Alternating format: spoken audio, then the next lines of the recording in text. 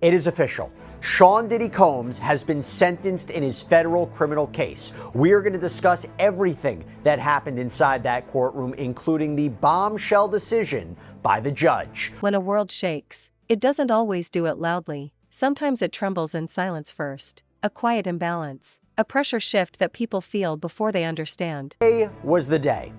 After 2 years from when Cassie Ventura Fine filed her lawsuit against Sean Combs, after an investigation, after a raid, after the Cassie tape was published by CNN, after an apology video, after an arrest, after multiple indictments, superseding indictments, after an 8-week trial over the summer, where Sean Diddy Combs was acquitted of racketeering, conspiracy, and sex trafficking, but convicted of transportation to engage in prostitution, namely transporting people across state and international lines for sex work, he was sentenced for his crimes today. Judge Arun Subramanian in federal court in downtown Lower Manhattan sentenced the rap mogul. Just handed down the sentence a few minutes ago at the time of this recording. Now, to be clear, why this is such a big deal, other than the fact that Sean Combs has been sentenced for federal sex crimes, we had no idea what the actual sentence will be. There is no pro forma mandatory sentence here, like a life in prison. It's just a standard. We know what's going to happen. No, there was a range for this judge. The defense was asking for no more than 14 months in prison. And since Sean Combs had already served about 13 months in the MDC, the Metropolitan Detention Center, he essentially would be out in no time if that was the case. The prosecution was asking for 11 years. The probation department that did its own analysis recommended 7 years and 3 months. There was a range. We did not know what the sentence would be. We are going to get into everything that happened today, including what it was like in that courtroom when the sentence was handed down. And to do that, I want to bring back on Queen Elizabeth Milner, Long Crime Zone. She was inside that courtroom not only for today, for every day of this trial. This is the conclusion of quite a saga. Elizabeth, thank you so much for coming on. First, I want to start off, how did Sean Combs look? Okay, that was a big question. I know we have courtroom sketches that came out. How did he look? How did he appear? What was his demeanor? We'll talk about the statement he made in court, but just how did he look? Yeah, well, Jesse, you can imagine how big of today actually was for Sean Combs. I mean, he was going to be learning his fate. And to your point in your intro earlier, we didn't know where that range would really lie. Could it be on the tail end of that being time served and he could possibly leave walking out of the doors? We didn't know if that was going to happen. We didn't know if he was possibly going to get double-digit sentence. So I think the weight of the world you could kind of feel when he walked inside the courtroom today. He was wearing casual clothes, civilian clothes, so he wasn't in his MDC tan jumpsuit or anything like that, like he was at the last hearing that happened just last week. But today he appeared in a tan sweater, white undershirt, dark pants, similar to the looks that he was appearing in during trial. And then when he walked inside the courtroom today, Jesse, he waved at his family. He did kind of like a little prayer hand, but he did seem a little bit nervous. And I think it's possibly because they just didn't know where the sentencing would go. And so he sat at the defense table with his glasses, and then the proceedings began. But you can only imagine what was really going on in his mind as soon as he walked in, saw his family, saw the amount of people inside that courtroom, because Jesse, it was a packed house today, body to body, person to person. There was no seat left unseated today inside that courtroom. Real quick, talk to me about that. I heard there was 30 people in the front rows that were friends and family of Sean Combs. Anybody notable?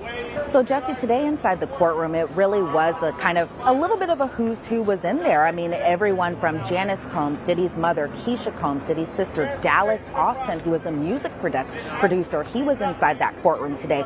Sean Combs' children, that being Jesse and Delilah Combs, the twins. It was Quincy Brown who was there. Justin Combs was there. Christian Combs. This was one of those moments, not explosive at the start, just unsettling enough to make people stop scrolling and listen. Because the voice didn't come from outside the circle. It came from within it. And that changes everything. For years, the public story felt solid, carefully built, repeated often enough to feel permanent, success wrapped in confidence, authority framed as leadership, strength presented as certainty. Fans didn't just admire it, they trusted it. Trust makes people comfortable. Comfort makes people stop questioning. That's why these stories landed the way they did, not because they were delivered with drama, but but because they disrupted something people thought was stable, something they assumed didn't need re-examination. When someone raised inside that world speaks, it reframes the entire conversation. This isn't speculation. This isn't rumor. This is perspective shaped by proximity, by daily exposure, by living inside the environment everyone else only saw from a distance.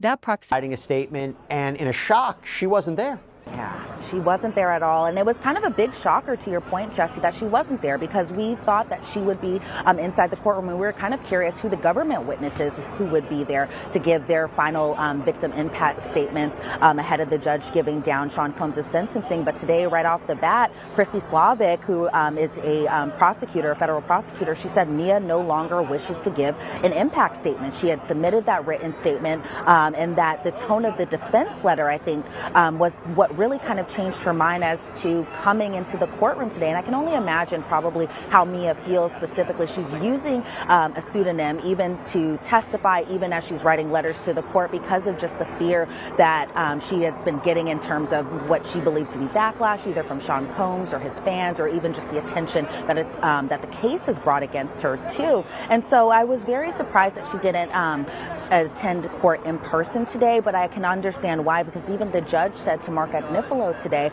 that the tone of the defense's letter in response to Mia giving a victim impact statement was just completely inappropriate. And it was a pretty harsh letter, Jesse. I'm sure that you've already read it, but it was kind of a very harsh tone, and it was kind of similar a little bit to her cross-examination too. Now let's talk about the prosecution. So prosecutors today, they outlined their argument in court. It echoed a lot of what their filings were in anticipation of this sentencing.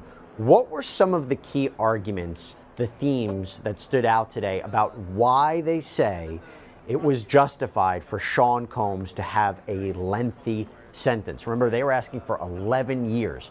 How did they justify it today? What were the arguments they made in court?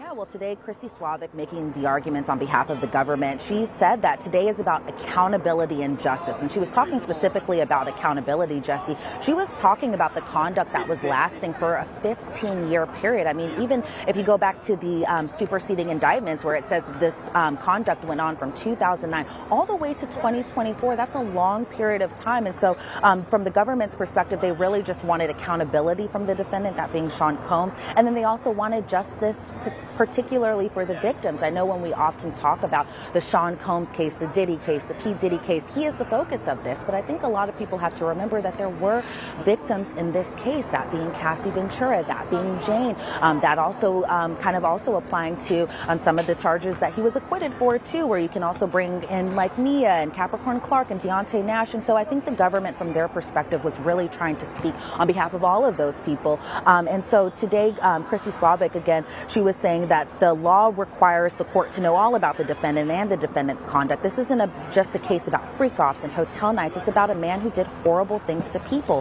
He weaponized currency against victims. They were talking about that even though he was convicted just on the Mann Act charges, that it's also kind of in relation to the violence, and that the defendant didn't understand or doesn't understand how harsh his conduct was, and that his respect for the law was just something as simple as lip service. And so, yes, the government was asking for a far steeper penalty and punishment when it came to Sean Combs' sentencing. They were hoping for those double digits, and I think they were kind of opposed to the whole split the baby method, as Christy Slavic said today in court. And so they did want a harsher end of the sentencing today. And I think as far as the judge is concerned and what his ultimate sentence would be, it kind of ended up being a kind of happy medium a little bit. Yeah, we'll get into that. And the defense, number of defense attorneys spoke. I think almost all of them. You had Xavier Donaldson, you had Brian Steele. What were some of the themes they were focusing on in terms of why Sean Combs deserves a lenient sentence, why 14 months would be appropriate? Yeah, so right off the bat, Jason Driscoll making the arguments on behalf of the defense, because Jesse, yes. Proximity gives weight to words.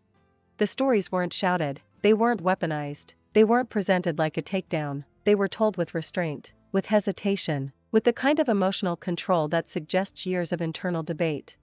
That restraint made fans uncomfortable. Because comfort relies on simplicity, and this was anything but simple.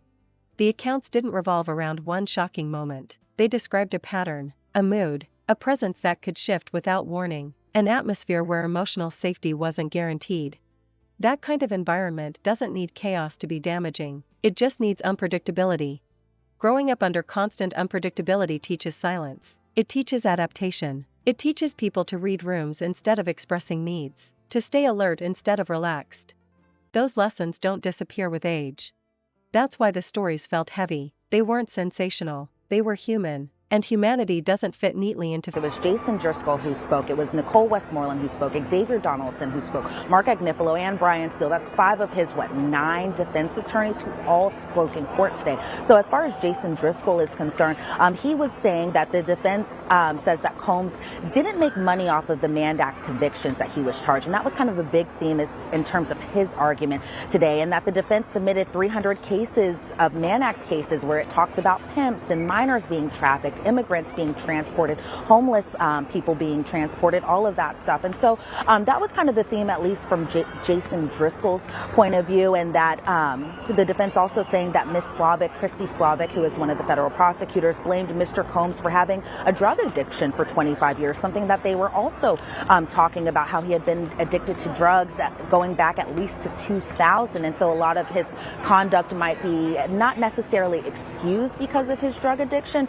but they say that might be kind of the underlying reason. And then when you get to Nicole Westmoreland, she was talking about Sean Combs' inspiration and his commitment at MDC Brooklyn, where she was talking about all of his successful businesses. She was talking about how he started a record label from the ground up. She was talking about his clothing line. She was talking about his television company, that being Revolt, and that's where she started to really kind of get emotional, where she was saying that Sean Combs spent a majority of his adult life really trying to help the Black community, really trying to give back to the community, that he isn't this larger than life persona, he's just a man who makes mistakes. When it came to the other defense attorneys speaking, Brian Steele was just very urging of the judge to please consider that Sean Combs had untreated trauma throughout his life. Brian Steele urged the judge to consider that Sean Combs had untreated trauma in his life, and that there have been times in Sean Combs' life, especially when he had drugs in his system, that there were times where he had flatlined and that he was trying to be a better version of himself. And I feel like, Jesse, that was really the theme of all what the defense was saying, that these 13 months were really reflective of Sean Combs. He wants to be a better person. He wants to leave the past in the past and be a better person for the future. And so even when it came to Xavier Donaldson, he was speaking about how Sean Combs should receive a just punishment. He brings up intent when he talks about Sean Combs' conviction of the Mann Act charges, and that Sean Combs isn't just a pimp, and that he was talking about his work at MDC Brooklyn, where Xavier Donaldson said, we've had assemblymen and politicians, billionaires in MDC, but nobody besides Sean Combs was there to actually help out the other detainees and the other inmates there. And then finally with Mark Agnifilo, his whole argument was that domestic violence comes with childhood trauma. So I feel like the defense was really kind of trying to pull at the heartstrings a little bit of the judge, and even possibly the public too, because this was their final say to all of the people, all of the media coverage that this case has brought attention to. And so I think at the end of the day, from the defense's perspective, they wanted everyone, including the judge, to just look at Sean Combs as a man who made terrible, terrible mistakes, and whether or not he's been punished enough for it, that was kind of what the judge had to consider today. By the way, I think it was interesting that I think the prosecution said in response that only one of the 5 defense lawyers who spoke actually mentioned the victims. It was very much Sean Combs focused. Now, I say that because Sean Combs did something very interesting when he spoke. He mentioned the victims. We'll get to that in a second. Before we do, I wasn't in that courtroom, but I will tell you, I reading about this, I could feel the emotion that came out when Sean Combs' children. Fan narratives. Fans were left speechless not because they wanted to believe everything immediately, but because the emotional tone didn't match what they expected from a lie. There was no performance, no exaggeration, just recollection. Recollection carries a different energy. It carries memory, it carries hesitation, it carries the weight of knowing what speaking up might cost. That cost matters.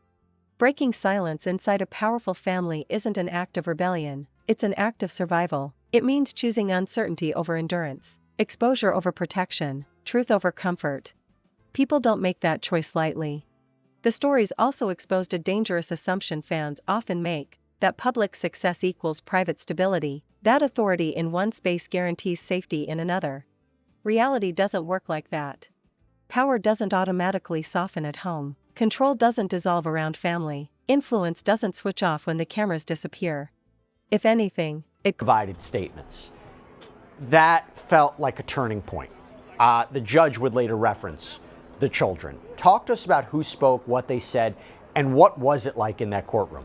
Well, I think it's a moment that a lot of people were anxious to hear, not only from Sean Combs himself, but Sean Combs' children, who, I mean, we do have to admit, Jesse, they have been through a lot throughout the duration of Sean Combs' civil litigations, all the way going into his federal case, too. And so when the Combs children came up for the victim impact statements, they all came up together. They really were showing kind of a solidified, solid unit when they were up at that podium speaking in front of the judge. I will say the only exception of Sean Combs' 7 children was the fact that his 2-year-old daughter Love wasn't there inside the courtroom. So in terms of who was speaking, it was all of them, again, except baby Love. But Quincy spoke first. And so one thing people have to note about Quincy is that Sean Combs isn't his biological dad. Albie Shore actually is. And so, but what Quincy said when he first spoke to the judge, because he was the first one up, he is also the oldest child too, is that he is our father. In front of us, he's a changed man. Week after week, we see him evolve. Our father will never do anything to jeopardize his freedom ever again. Then Justin Combs spoke next. He's the second oldest son.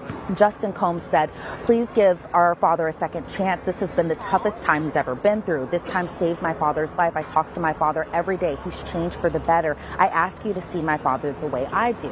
Christian Combs was next, and Christian Combs kind of also brought kind of the personality here a little bit too, Jesse, where he says, I'm the one who people say I look the most like my pops. I studied my dad up and down. He's my superhero. He taught me to treat women with respect. So he said the past year I had to travel across the country to see him for 2 hours. He's changed. I see in his eyes as his twin that he's changed. Please give my family grace and please give him mercy. But really, Jesse, where the heartstrings were with the girls, and that was Jesse Combs, Chance Combs, and Delilah Combs who were speaking today. Jesse Combs, who spoke first as far as the daughters go, she broke down immediately when she got up to that podium and started speaking. She said, "We aren't here to excuse his mistakes. We need him in our life. I lost my mom, her mom being Kim Porter, when I was very young. He promised to be there to keep us safe." Then Chance Combs, she had spoke, and she said that we're just his daughters, but we do need our father. When we talk, he speaks with a clear mind. He's more patient. He's thoughtful. He wants to be a better man, a better father.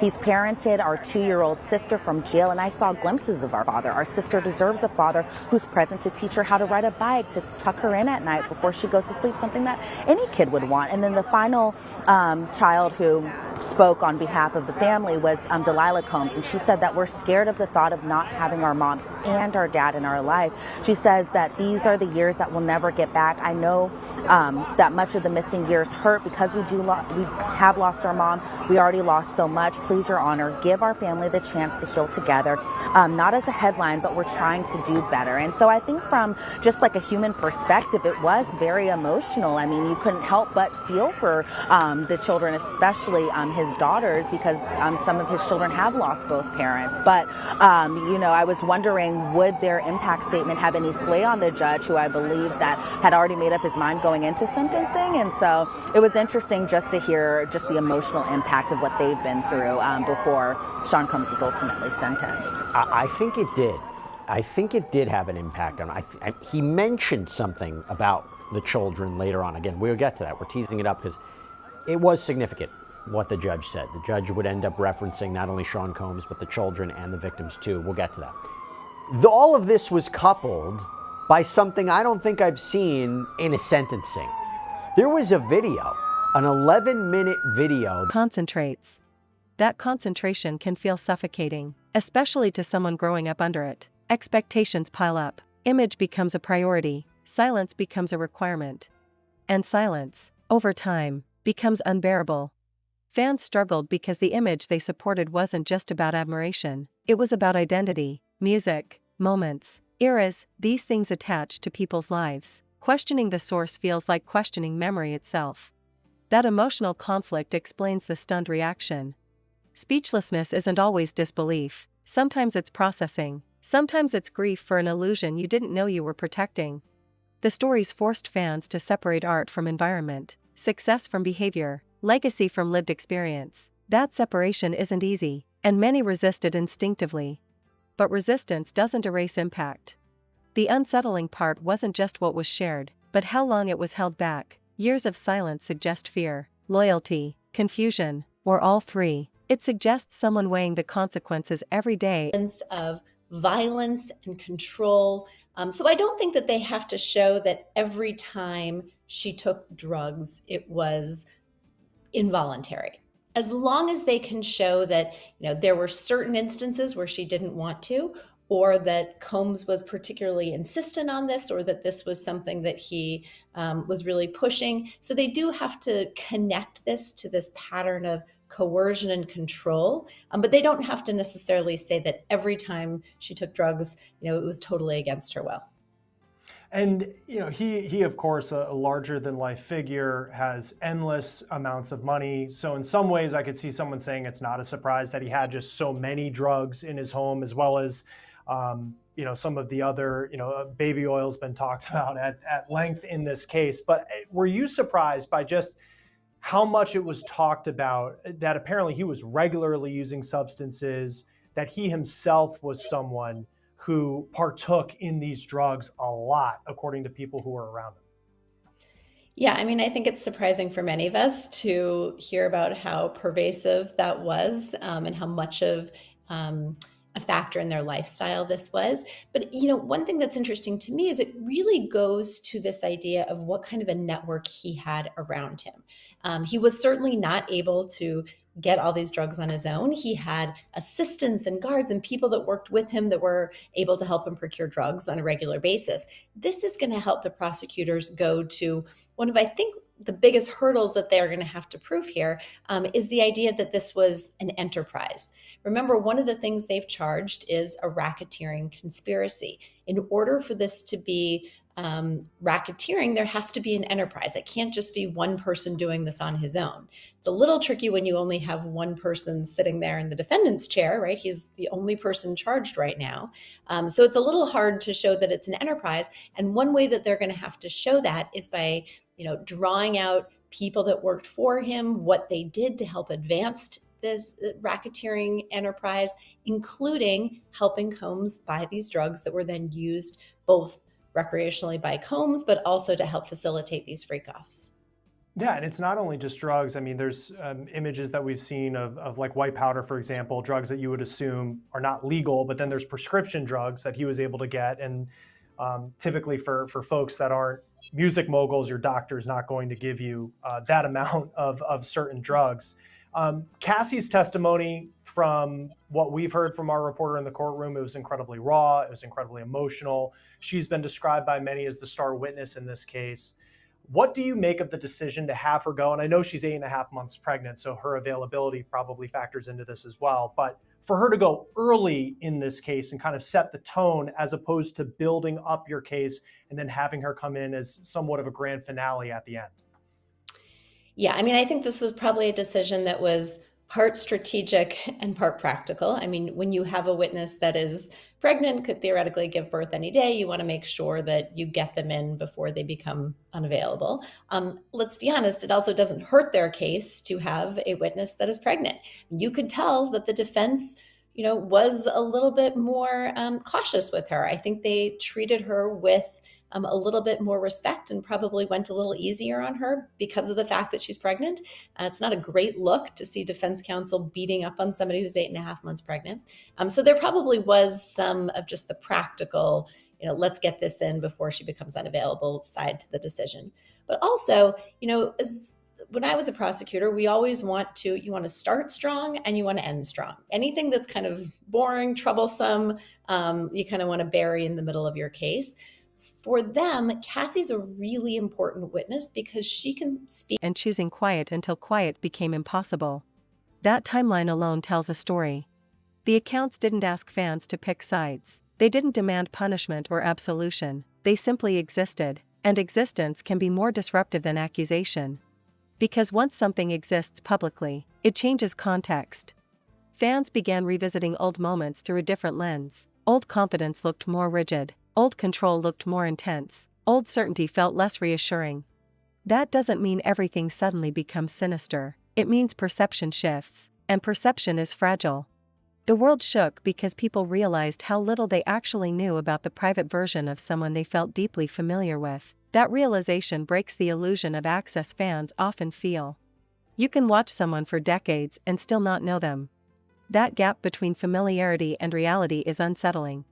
The stories also highlighted how children of powerful figures often grow up performing. Speak to, this many years of what happened during this racketeering conspiracy. She was there, with Combs and a part of his life throughout, most of the charged time period. And she can speak to a lot of the, various racketeering incidents that have been charged, but she can also give a very good overview of what he was like as a person. She testifies about the abuse. She testifies about the coercion. Through her, they're able to show this video, the CNN video showing his abuse in the hotel room. So I think she was a really important witness. I really can't imagine saving her for the end. It would be hard to kind of paint this picture without her going in the beginning.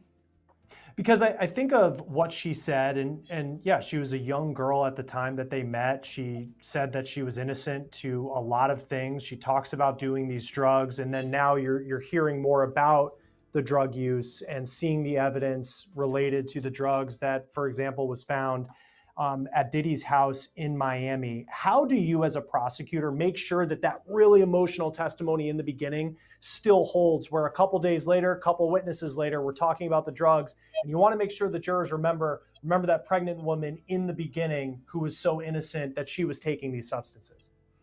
Yeah, that's always a challenge for prosecutors. And, not only is it hard to keep sort of that emotional high going, but remember, witnesses and evidence don't always come in to a case in chronological order. It's not always a linear description of first, then this happened, then, point A to point Z.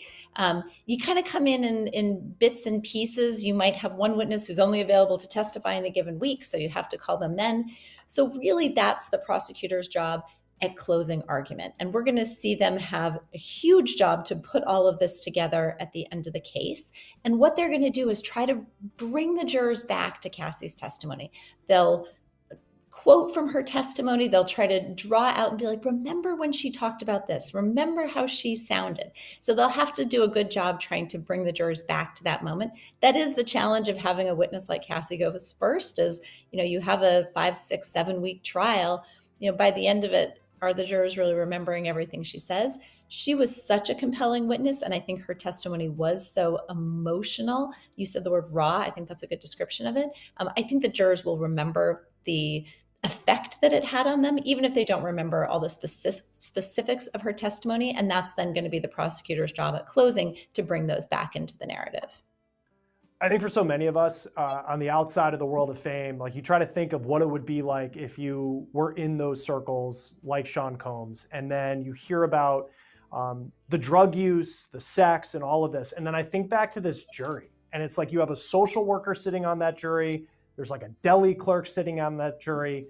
What impact could just how exotic this lifestyle was have on people? Like, I think of my parents, if they were sitting on this jury, I mean, they would be blown away just understanding that any of this would be alleged to have happened in this man's life.